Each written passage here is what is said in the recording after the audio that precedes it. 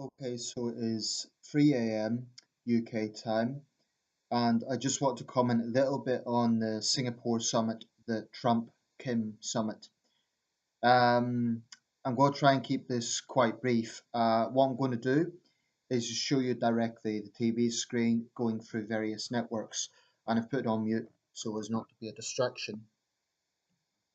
But there's ongoing coverage of this. It looks like the summit has just rounded up. Wasn't very long, but I'm just going to show you the screen as I see it.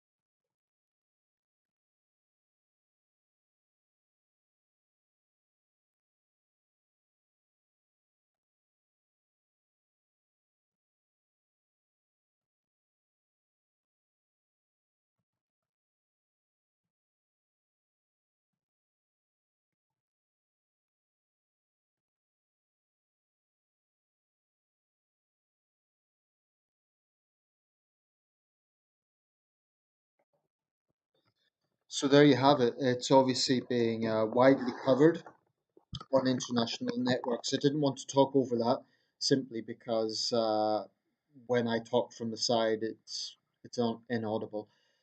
Um, it's obviously we don't know the details of what was said because Kim doesn't speak English and obviously Donald Trump doesn't speak Korean. Then by the time it gets translated, it's that can take time. I can't imagine a huge amount was discussed because the meeting didn't seem to be very long. I'd say about it didn't seem to me more than half an hour. And by the time all the translation got through, I can't imagine a huge amount was discussed. Perhaps at this point it really was just an icebreaker. So it's possible there'll be more meetings. But regardless, whatever way we look at this, they're truly remarkable images. I mean, it's it's really quite surreal. Never, never has an American president met a North Korean leader. They've just shown another handshake there over the table. A lot of focus on Singapore, of course. That's another aspect to this. It's a big moment for the state of Singapore, and certainly Premier Sing Lee Kyung. If I'm getting that name correct, apologies to Singaporean viewers if I've got that wrong. But there's a lot of focus on this, and that's understandable because it's so important. It doesn't mean that, of course, there is necessarily going to be a groundbreaker. One of the biggest concerns that's been going around is that Kim will simply, use this event.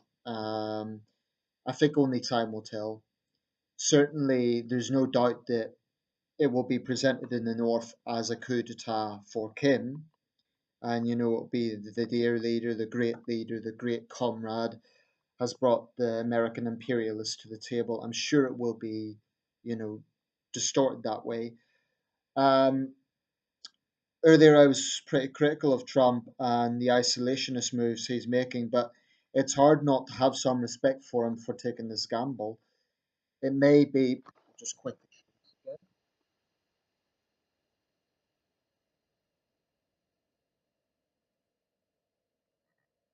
That's the moment. I mean, the actual footage was very quick. I was trying to get good pictures on my camera, but this could be playing in loop basically. So these are going to be historic moments. I mean, I really think 2018 the Koreas have been in focus. That they are the news event of the year. I mean, from the Pyeongchang Winter Olympics to the Panmunjom summit earlier this year with that.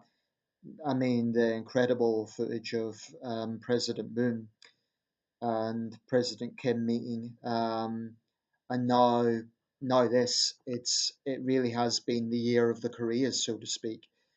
And to think these two guys were insulting each other, at the end of last year, Little Rocket Man and the old dotard. It's incredible that it's come to this. I think probably if there is credit to be made, Trump, Kim, and President Moon all deserve credit for making this happen. But what really matters is what comes out of it, and it may be too early to say. The moment itself is historic. I mean, these images are going to be up there with Nixon and Mao in 1972, Reagan and Gorbachev in 86. Of course, Nixon and Mao in 72, what happened? Just 6 years after that, Deng Xiaoping opened China up. Um, and 3 years after the Reagan Gorbachev summit, the Berlin Wall came down. So, if there is a historic precedent from that point of view, we may finally see North Korea coming in from the cold. My whole lifetime, North Korea has been the hermit kingdom. It's been a kind of bizarre byword for strangeness and for the archetypal totalitarian state. And none of the human rights issues are going to change overnight. And that's something that I imagine would probably not have been raised at this summit because of the time restrictions. Probably the main issue would have been the immediate security issues, the nuclear issues. But I do hope if there is more dialogue, then that is raised because it is a chronically bad situation. North Korea is arguably the world's biggest prison in the sense that, the sheer number of people potentially held in gulags and so on. It's very difficult to know if Kim is for real or if this is all one giant publicity stunt. It's really difficult to know. I mean, this is a guy who is on record as having his own family members killed. Um, Neighboring Malaysia just last year, his brother was killed. So I think Trump has to be very careful not to be misled. One thing, though, was interesting. Trump was careful not to, be overly sentimental for the cameras. There was, a sort of professional, if you like, I don't know what you would call it, distance or assertiveness. There was a slight awkwardness from both leaders. There was a lot of, scrutiny of the body language, as you would expect. Whatever way we look at this, this is historic. The images are historic, but what really matters is what comes out of it. If it falls flat, then the significance will be reduced.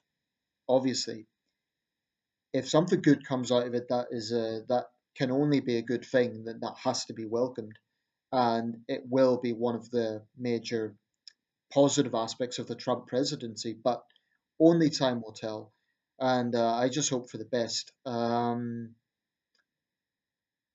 There really isn't much more to say. I'm sure when I round this up, I'll think, oh, I could have said this, I could have said that. That's always the case with these sort of videos, but um, definitely a moment for Singapore in the spotlight.